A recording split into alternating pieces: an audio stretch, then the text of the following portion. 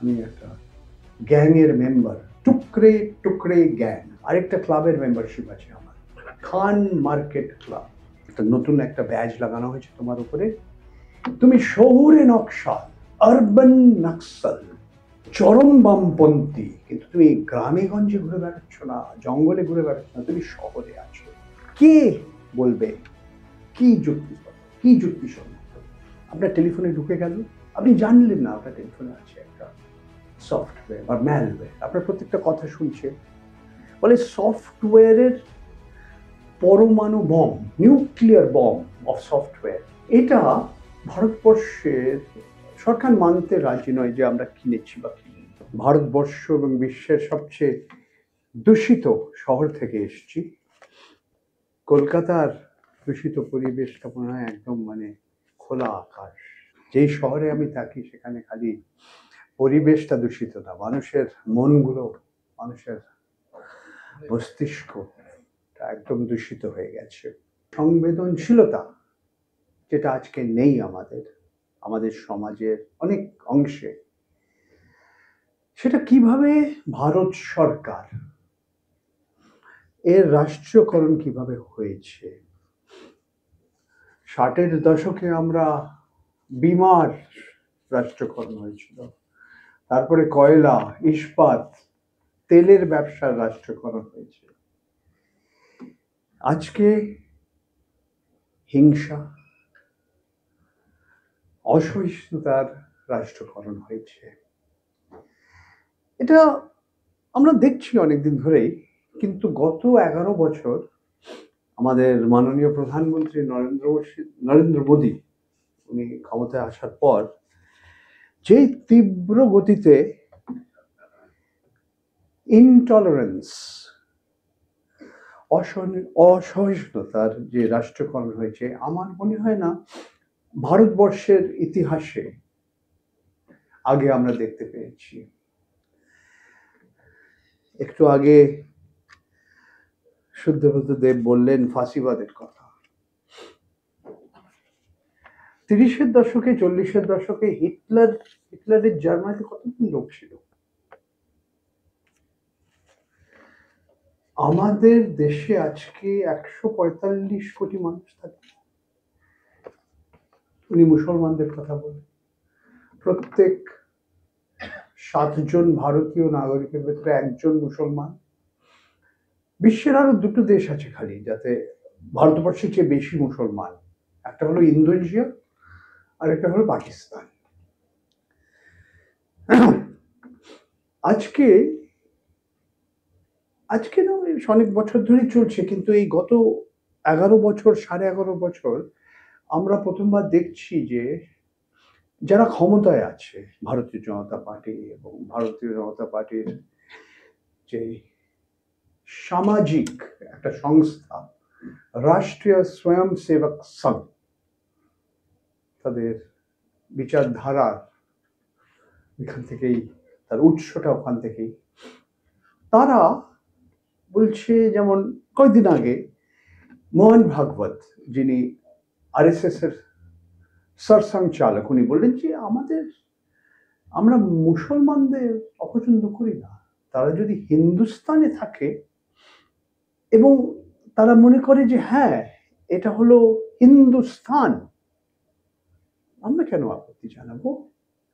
পরিষ্কার বলছেন না যে আজকে খুব কম করে 20 কোটি মুসলমানদের ভারতবর্ষে বলা হচ্ছে তুমি যদি এই দেশে থাকতে চাও তুমি দ্বিতীয় স্তরের নাগরিক হয়ে গেলে, তুমি সেকেন্ড ক্লাস সিটিজেন বলে। সিএএ, সিটিজেনশিপ অ্যামেন্ডমেন্ট অ্যাক্ট, এই নাগরিকত্ব যে সংশোধনের আইন যেটা এলো, এনআরসি, জাতীয় নাগরিক পঞ্জি যে নিবন্ধন যেটা হয়েছে, আর এই তো সেদিন এই রাজ্যে শুরু হয়ে গেছে SIR, স্পেশাল ইন্টেন্সিভ রিভিশন, হিন্দিতে বিশেষ গহন পুনরীক্ষণ, বাংলায় এই বিশেষ ভোটার তালিকাদের সংশোধনের প্রক্রিয়া যেটা শুরু হয়েছে। আমরা দেখছি কিভাবে ভারতীয় নাগরিকের 7 জনের ভেতরে একজনকে বলা হচ্ছে তুমি ভারতবর্ষে থাকতে চাও। এটা হিন্দুস্তান। ধর্মের নামে যে গণহত্যা হয়েছে, পোগ্রমের কথা বলা হয়েছে একটু আগে, জেনোসাইডের কথা হয়েছে, যেটা আমরা চোখের সামনে আজকে আমরা দেখলাম, আমাদের লাইভ দেখছি গাজায় কি হয়েছে। আর নরেন্দ্র মোদীর সরকার আমাদের ইসরায়েলে বেঞ্জামিন নেতানিয়াহুর ঘনিষ্ঠ বন্ধু। উনি প্রথম ভারতবর্ষের প্রধানমন্ত্রী যিনি টেলাভিভে যান, ইসরায়েলের রাজধানীতে যান প্রধানমন্ত্রী হিসেবে। ওনার সঙ্গে ওনার বন্ধু একজন গেছিলেন, ওনার নাম আপনারা সবাই জানেন, গৌতম আদানি। আজকে ভারতবর্ষে ড্রোন তৈরি হচ্ছে। ড্রোন ইংরেজিতে বলা হয় ইউএভি, আনম্যান্ড এরিয়াল ভেহিকলস। আধুনিক তথ্য প্রযুক্তির মাধ্যম দিয়ে এটা ঘুরে বেড়ায় এবং ইসরায়েল ডিফেন্স ফোর্সেস আইডিএফ, ওদের সেনা যে ড্রোনগুলো ব্যবহার করেছে এবং এখনো করছে গাজার লোকেদের ওপর বোমা ফেলা, হত্যা করা, সেটা বানিয়েছে এবং তৈরি করেছে, একসঙ্গে অ্যাসেম্বল করা হচ্ছে হায়দ্রাবাদে একটা কারখানায়, যেটা আমাদের গৌতম আদানি মালিকানা।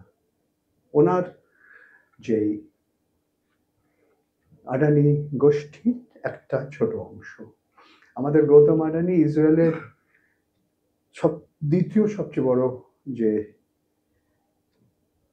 সমুদ্রের বন্দর, তার সঞ্চালনা উনি করছেন।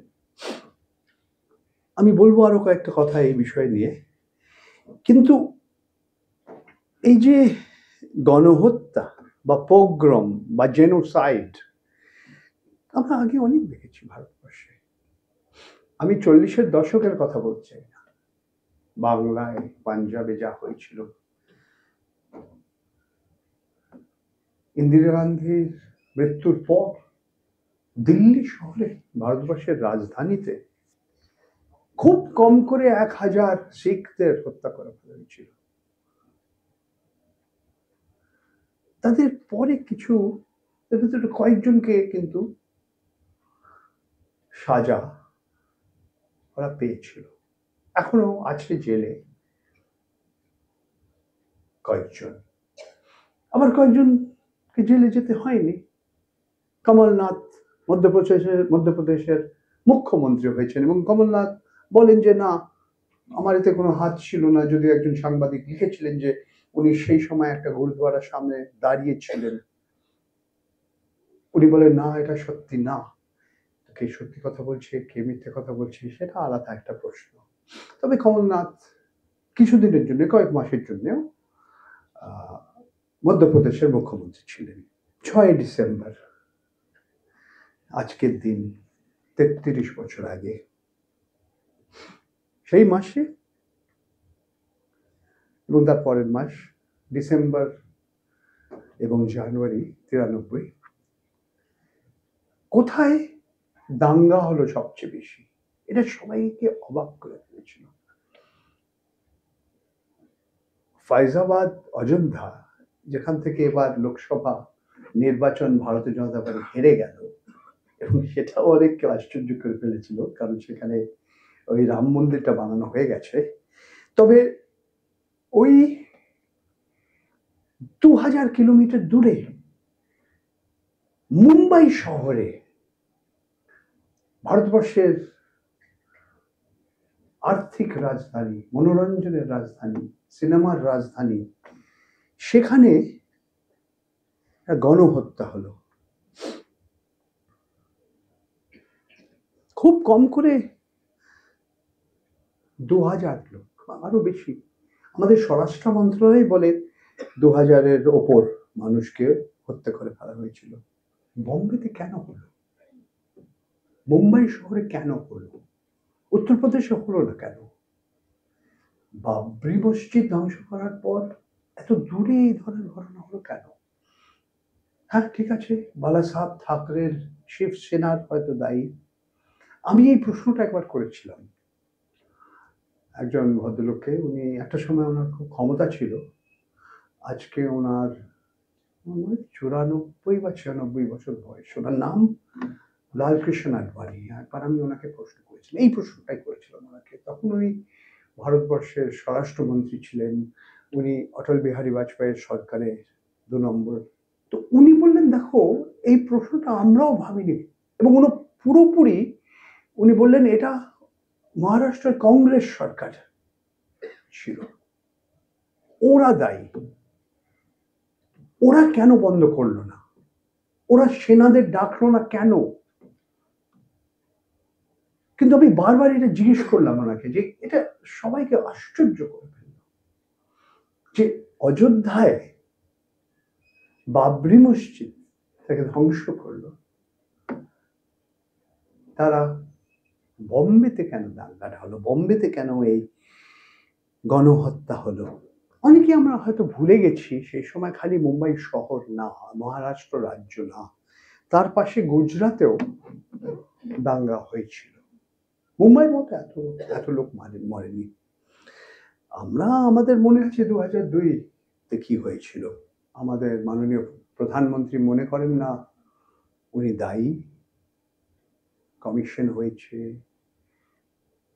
একজন পুলিশের অফিসার যিনি বলেছিলেন যে আমি ছিলাম সেই দিন যেদিন মুখ্যমন্ত্রী বলেছিলেন ভাই তোমরা অন্যদিকে তাকাও, সে আজীবন কারাগারে। সঞ্জীব ভাট সেই সময় এক মহিলাকে, এক গর্ভবতী মহিলাকে ধর্ষণ করেছিল, একজন না অনেকে মিলে। মহিলার নাম বিলকিস বানো, উনি বেঁচে আছেন। যাদের জেলে যেতে হয়েছিল তাদের জেল থেকে ওদের ভালো ব্যবহারের জন্য বেরিয়ে এসেছিল কিছুদিনের জন্য অন্তত। সুপ্রিম কোর্ট তারপরে বলল না আবার যেতে হবে তোমাকে। আবার যখন বেরিয়ে এলো ওরা, ওদের মালা পরানো হয়েছিল, মিষ্টি খাওয়ানো হয়েছিল সবাইকে। মোহাম্মদ আখলাক এক মুসলমান বলেছিল যে যার বাড়ির ফ্রিজে অভিযোগ ছিল যে গরুর মাংস পাওয়া গেছে। যাদের জেলে যেতে হয়েছিল যোগী আদিত্যনাথের সরকার ওদের বিরুদ্ধে যে কেসগুলো ছিল ফেরত নিয়ে নিয়েছে। ধর্ম কেন? আমাদের দেশের জাত এই নিয়েও তো অনেক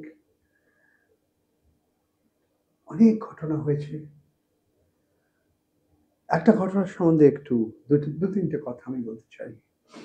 ভীমা কোরেগাঁও, বারাবারা রাও, সুধা भारद्वाज, रोना विल्सन, अरुण फेरेरा, गौतम नवलाखा, अनंत तुंबे, এদের সবাইকে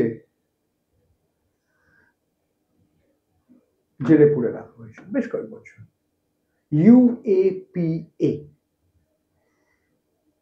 আনলফুল অ্যাক্টিভিটিস প্রিভেনশন অ্যাক্ট, বেআইনি কার্যকলাপ প্রতিরোধের আইন। এটা কংগ্রেস সরকার নিয়ে এসেছিল, কিন্তু এটাকে হাতিয়ার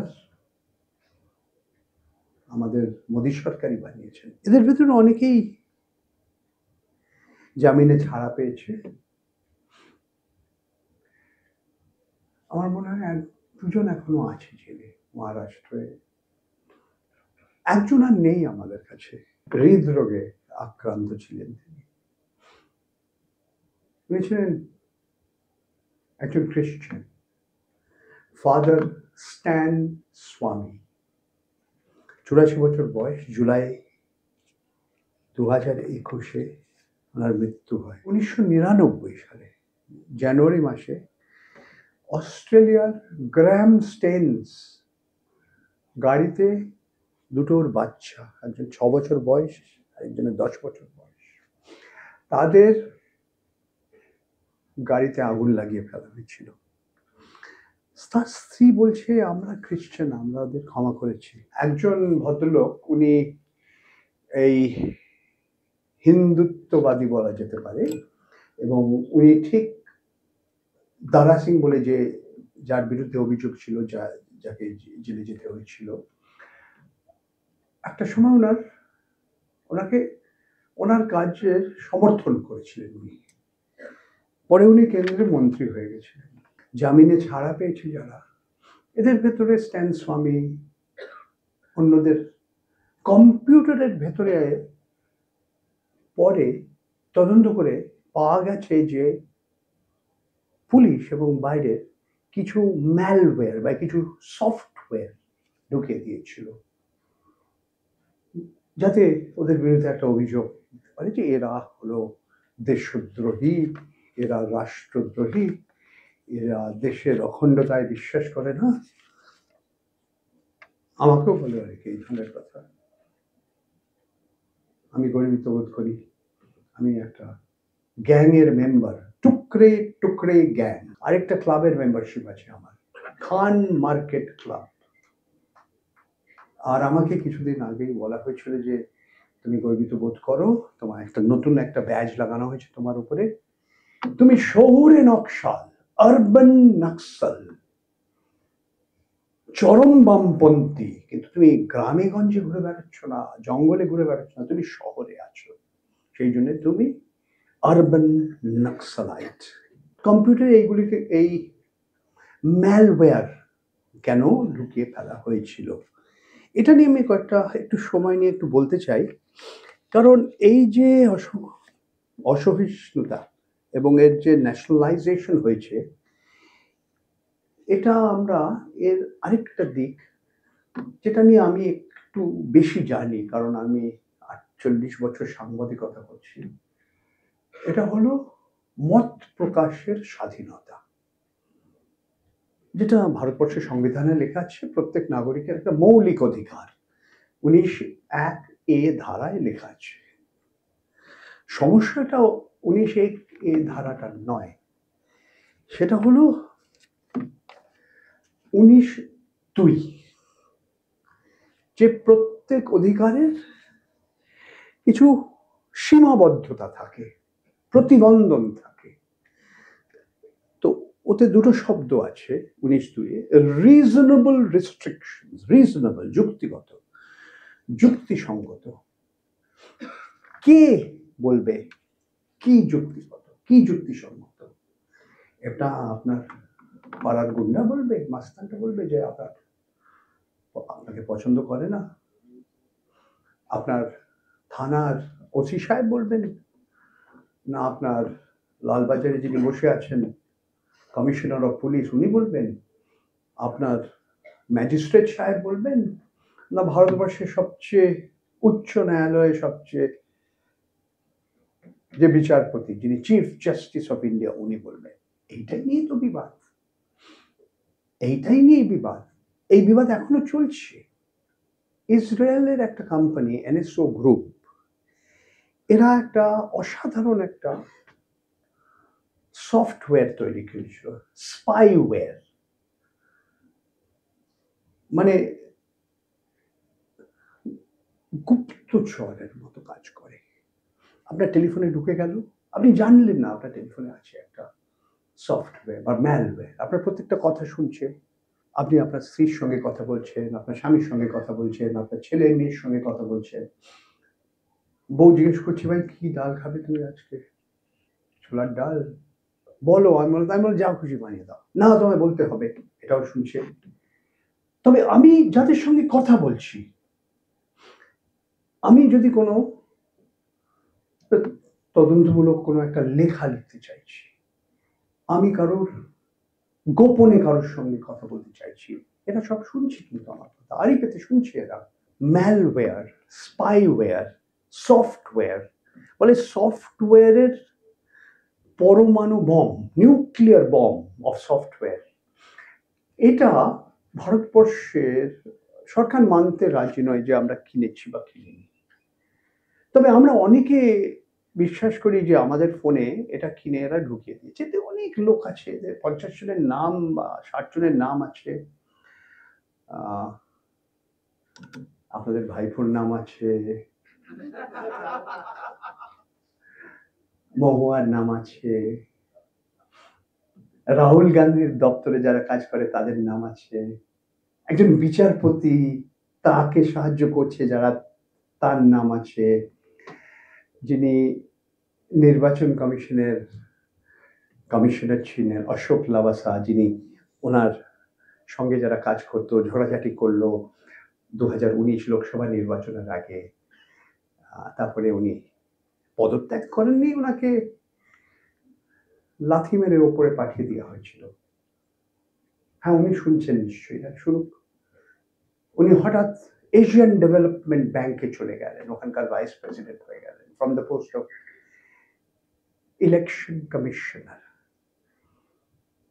উনি প্রধান যে নির্বাচনের আয়ুক্ত, যিনি চিফ ইলেকশন কমিশনার হলেন না। এটা 2020 কথা বলছি। ওনার স্ত্রীর দপ্তরে পৌঁছে গেলেন আয়কর বিভাগ, ওর ছেলের দপ্তরে পৌঁছে গেলেন এনফোর্সমেন্ট ডাইরেক্টরেট। আপনারা দেখেছেন কিভাবে এই এজেন্সিগুলো ভারত সরকারের জন্য কাজ করে, আগেও কাজ করেছে, কিন্তু যে গতিতে এবং যে স্কেলে, এটা আমার মনে হয় না ভারতবর্ষে আগে আমরা দেখেছি। এটা পার্লামেন্টের, সংসদের তথ্য আছে, সবকিছুতেই আমরা পেয়ে যাব, সবকিছু পাচ্ছি আমরা। তো এই নিয়ে সুপ্রিম কোর্টে এখনো কেসটা চলছে। চিফ জাস্টিস ছিলেন রমানা সাহেব, উনি বললেন যে না, এই রিপোর্টটা একটা তৈরি করো, এই রিপোর্টটা তৈরি করে এটা সবাইকে দেখিয়ে দাও, সার্বজনিক করো। সেটা এখনো হয়নি। কেসটা সুপ্রিম কোর্টে যখন আয়, ভারতবর্ষের সলিসিটর জেনারেল বললেন যে যারা সন্ত্রাসবাদী তাদের কি কোনো অধিকার আছে, নিজিতা, রাইট টু প্রাইভেসি? তো সবাই বললেন না। তবে সাধারণ নাগরিকের টেলিফোন আপনাদের সঙ্গে কথাবার্তা শুনছেন কেন? এটা তো বেআইনি। এই কেসটা চলছে, কতদিন চলবে আমি জানি না। আমাদের যে সুপ্রিম কোর্টের যে চিফ জাস্টিস যিনি, উনি এই কেসটা শুনছেন। তবে এই গুপ্তচরের কাজটা ভারত সরকারও করতে চায়, বলে আমরা এত পয়সা খরচা করে ইসরায়েল থেকে এসব কিনে কেন করব? আমরা প্রত্যেকটা মোবাইল টেলিফোন, প্রত্যেকটা দূরভাষ যন্ত্র যারা তৈরি করে, বলছি, আমরা আদেশ দিচ্ছি যে তোমরা তোমার ফোনের ভেতরে সঞ্চার সাথী ঢুকিয়ে দাও। এই নিয়ে চেঁচামেচি হলো। মন্ত্রী জ্যোতিরাদিত্য সিন্ধ্যা বললো না না না না, এমন কিছু অ্যাপ দেবে না, তোমার যদি পছন্দ না হয় অ্যাপটা তুমি ডিলিট করে ফেলো। এটা এই কয়েকদিন আগে। অ্যাপটা থাকলে মানে আপনি কোথায় যাচ্ছেন, তার সঙ্গে দেখা করতে যাচ্ছেন, কোন রাস্তায় ঘুরে বেড়াচ্ছেন, সবকিছু ভারত সরকার জানতে পারে। এর সবচেয়ে অদ্ভুত ব্যাপার হলো, যারা আমাদের মোবাইল টেলিফোন সার্ভিস প্রোভাইডার, তারা কিন্তু সমর্থন করছে। তারা একটা নতুন একটা সংস্থা আছে, COAI, cellular operators association of India. ওরা বলছে না, একটা অ্যাপ থাকা দরকার। একটা অ্যাপ ছিল যখন ওই মহামারীর সময়, কোভিডের সময়, কোভিড সেতু, তাই না? আরোগ্য সেতু বলেছিল এইটা থাকলে তুমি জানতে পারবে যে তোমার কাছাকাছি কেউ যদি কারোর কোভিড হয়। কিন্তু আমরা জানি না এরকম একজন কেউ এই অ্যাপটা কাজ করেছে কি না, আমরা জানি না। আরেকটা অ্যাপ চায় ওরা, করুক। এবং এই অ্যাপ দিয়ে এই নজরদারি করা প্রত্যেক নাগরিকের উপর, এইটা আমাদের এই অসহিষ্ণুতার রাষ্ট্রীয়করণের একটা খুব বড় একটা প্রতীক আমরা দেখতে পাচ্ছি। LWE, আমাদের স্বরাষ্ট্র মন্ত্রণালয়ে ওদের নাম হচ্ছে LWE, লেফট উইং এক্সট্রিমিস্ট, চরম বামপন্থী।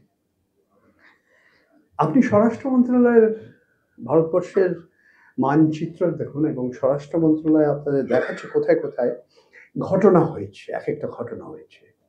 ওটা আপনি ওই একটা ওই মানচিত্রে আপনি লাগিয়ে দিন। তারপরে ভারতবর্ষের যে বন জঙ্গলের ম্যাপটা আছে, ফরেস্ট ডিপার্টমেন্ট ম্যাপটা, ওটা তার পাশে ওইটার উপরে বসিয়ে দিন। আর সঙ্গে সঙ্গে যে খনন হচ্ছে বিভিন্ন কয়লা, লোহা চুর, বক্সাইট ইত্যাদি ইত্যাদি ইত্যাদি, তার ম্যাপটাও আপনি সেই একই ম্যাপের ওপর লাগিয়ে দেবেন। আপনি দেখবেন অদ্ভুত একটা মিলন আসছে, যেটাকে একটা সময় বলা হতো রেড করিডোর। কংগ্রেসের মুখপাত্র জয়রাম রমেশ বলতো, ফ্রম পশুপতি টু তিরুপতি, নেপালের পশুপতি মন্দির থেকে তিরুপতি, এই জঙ্গল, এইখানে খনন, এরা কারা করছে? আজকে ভারতবর্ষের সবচেয়ে বেশি, সবচেয়ে বড় যে কয়লা খনন করে, এই কলকাতা শহরে কোল ইন্ডিয়া লিমিটেড আছে ডালহাউসিতে, তারপরে হলো আদানির ঘরানা, আদানির গোষ্ঠী। কয়লার মাধ্যম দিয়ে বিদ্যুৎ উৎপাদন করার কাজ সেই করছেন। তার মানে এই দুটো একসঙ্গে যদি আমরা দেখি, সবকিছু পরিষ্কার হয়ে যায়, আমাদের খুব বেশি আর ভাবতে হয় না। নরেন্দ্র মোদী কি দুর্বল হয়ে গেছে? ভারতীয় জনতা পার্টি কি দুর্বল হয়ে গেছে? 2024 লোকসভা নির্বাচনে অমিত শাহ বলেছিলেন 400 পার, 303 ছিল ভারতীয় জনতা পার্টির লোকসভায় সাংসদ, ওটা কমে 240-এ নেমে গেল। আমরা কি আবার ফিরে এসেছি ওই জোট রাজনীতির যুগে? কারণ যদি নীতিশ কুমারের জনতা দল ইউনাইটেড, তেলেগু দেশম পার্টির চন্দ্রবাবু নাইডুর তেলেগু দেশম, ওকে যদি সমর্থন না করে তাদের লোকসভায় সংখ্যাগরিষ্ঠতা নেই, ভাগটা কি আহত হয়ে গেছে একটু? আরো ভয়াবহ সে না, বাঘটা বেড়াল হয়ে গেল, কিন্তু বেড়ালটা এখনো দেখাচ্ছে না আমি এখনো বাঘ আছি। সবাই অবাক হয়ে গেল 2024 লোকসভা নির্বাচনের পর ভারতীয় জনতা পার্টি 43টা আসন কমে গেল, মানে 303, সরি 43টা না, 63টা, 63, 303, 240, এদের ভিতরে 30টা লোকসভা ওরা হারালো একটা রাজ্যে, উত্তরপ্রদেশে। নরেন্দ্র মোদীর নিজের যে জিতের যে মার্জিনটা ছিল, 4,80,000 থেকে কমে 1.5 লক্ষ উপর। রাজনাথ সিং আমাদের যে রক্ষামন্ত্রী, ওনারাও একই অবস্থা। 6জন কেন্দ্রীয় মন্ত্রী হেরে গেল, স্মৃতি ইরানি আছে, আপনার মানেকা গান্ধী, এমনকি হয়তো আপনারা নামও শুনেছেন অজয় মিশ্রা টেনি। অজয় মিশ্রা টেনি হলো অমিত শাহর ডান হাত ছিলেন একটা সময়, রাজ্যমন্ত্রী ছিলেন স্বরাষ্ট্র মন্ত্রণালয়ে। ওনার ছেলের বিরুদ্ধে একটা অভিযোগ এখনো চলছে, সে মামলাটা, যে লখিমপুর খেরিতে যেখানে কৃষকরা আন্দোলন করছিল, একটা গাড়ি চালিয়ে দিয়েছিল ওদের উপর। কিন্তু সবচেয়ে আশ্চর্য হয়ে গেল লোকে যখন ফৈজাবাদ, অযোধ্যা, যেখানে রাম মন্দির বানানো হয়েছে, সেখানে ভারতীয় জনতা পার্টি হেরে গেল। তারপরে কি হয়েছে আপনারা জানেন, মহারাষ্ট্র নির্বাচন, বিরোধী দল কিভাবে হেরে গেল। হঠাৎ 40 লক্ষ নতুন ভোটার ওই আপনাদের ভোটার রোলে হঠাৎ চলে এলো, ভোটার তালিকাতে চলে এলো। আমি এই প্রশ্নটা করেছিলাম আমাদের জ্ঞানেশ কুমারজিকে, যে এটা কি সত্যি যে আমাদের জনগণনা হয়নি যদিও, এটা কি সত্যি যে আজকে মহারাষ্ট্রে ভোটারদের নম্বর বেশি এবং 18 বছরের ওপর যুবক যুবতীদের নম্বর কম? এটা কি সত্যি? এই ধরনের অভিযোগ ভারতবর্ষের ইতিহাসে, মহারাষ্ট্রের ইতিহাসে কেউ করেনি। এটা একটা মানে সার্বজনিক একটা প্রেস কনফারেন্স আমি করেছিলাম, হয়েছিল, সেখানে আমি এই প্রশ্নটা করেছিলাম। উনি প্রশ্নটার জবাব দেননি। বিহারে কি হলো আপনারা জানেন, ওই ৪৭ লক্ষ মানুষের নাম ছিল একটা ভোটারদের ওই আপনার তালিকা, ওটা কমে গেছে এখন। হরিয়ানায় কি হলো, দিল্লিতে কি হলো, আপনারা সবই জানেন, ঝাড়খণ্ডে কি হলো বা দিল্লিতে কি হলো।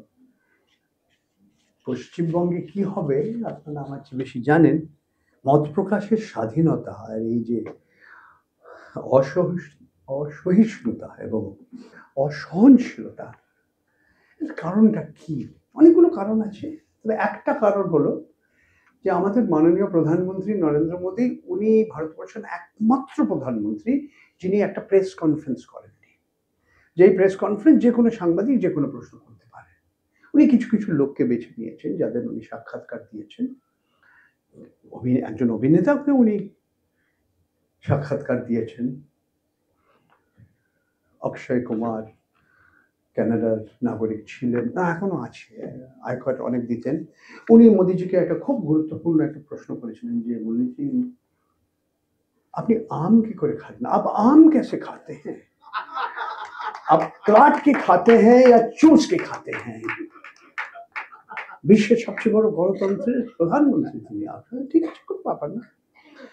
আরেকজন করেছিলেন যে আপনি এত মেহনত করেন কেন, কি করে আপনি থাকেন? তো আসলে আমরা যখন একদম ওপর থেকে যে সবচেয়ে শক্তিশালী যে মানুষ, উনি যদি প্রশ্নের জবাব দিতে রাজি না হন, আমরা আশ্চর্য হবো কেন যে অন্যরাও এই পুরো পরিবেশটা, এই আবহাওয়াটা কিভাবে বদলে গেছে। দুঃখের ব্যাপারটা হলো যে আমরা হাসতেও ভুলে যাচ্ছি আজকাল। যারা ব্যঙ্গ করে, যারা অভিনেতা, আপনারা অবশ্যই কুণাল কামরার নামটা শুনেছিলেন।